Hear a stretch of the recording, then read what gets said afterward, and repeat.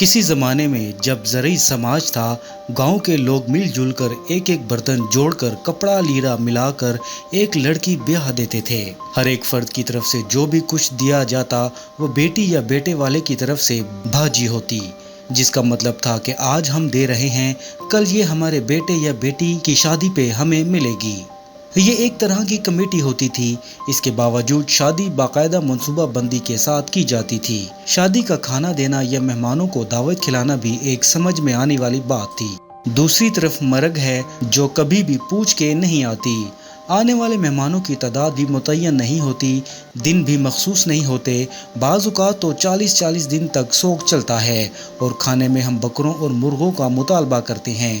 लेकिन सवाल है कि क्या हम पैदा ही खाने के लिए हुए हैं? क्या हम मर्ग पे भी खाने के लिए जाते हैं? इसे तो एक तरफ रखिए, दुख अपना अगर हमको बताना नहीं आता, तुमको भी अंदाज़ा लगाना नहीं आता।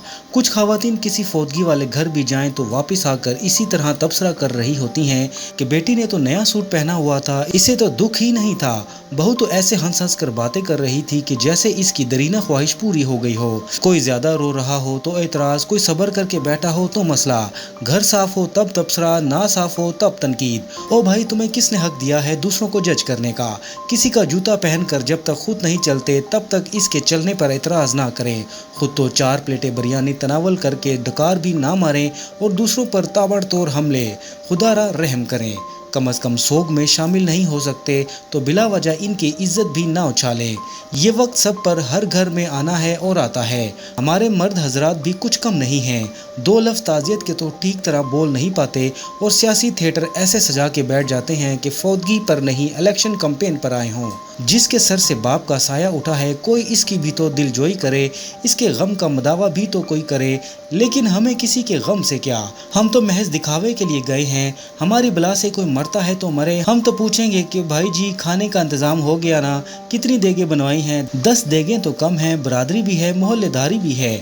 वो बेचारा बाप के सोग में भूल कर इस परेशानी में लग जाता है कि कहाँ से कर्ज पकड़ूं, क्योंकि खाना सही ना बनाया तो बातें होंगी कि सारी ज़िंदगी बाप का खाया, मरने पर रोटी भी सही ना दे सका।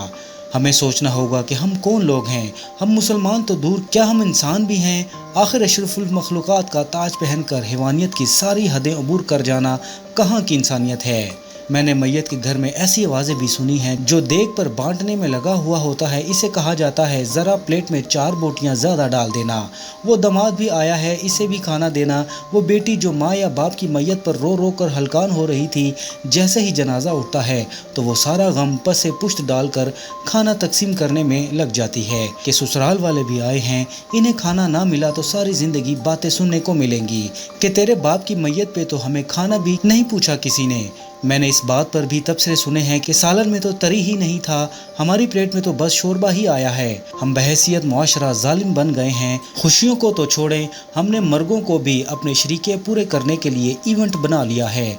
जब मैं कहता हूँ कि या अल्लाह मेरा हाल देख, हुक्म होता है कि अपना नामा अमाल देख। कुछ सवाल आपके ज़मीर के दरवाजे पर छोड़ रहा हूँ। क्या हम फौतगी के खाने का बाइकआउट नहीं कर सकते? क्या हम भूख लगने पर बाजार से खाना नहीं खा सकते या अपने घर जाकर नहीं खा सकते? क्या हम घर में ऐसा उसूल नहीं बना सकते कि ख़ानदान में कोई किसी फौतगी पर नहीं खाएगा? ज़रा सोचिए। अब ये बात हम पर है कि इस बात को फैलाते हैं या महज ये वीडियो देखकर आगे गुजर जाते हैं। बात मुनासिब लगे तो एक लम्हा ज़ाया किए बगैर शेयर ज़रूर कर दीजिएगा ताकि इस्लाह का ये सिलसिला जारी व सारी रहे। जज़ाकल्लाह।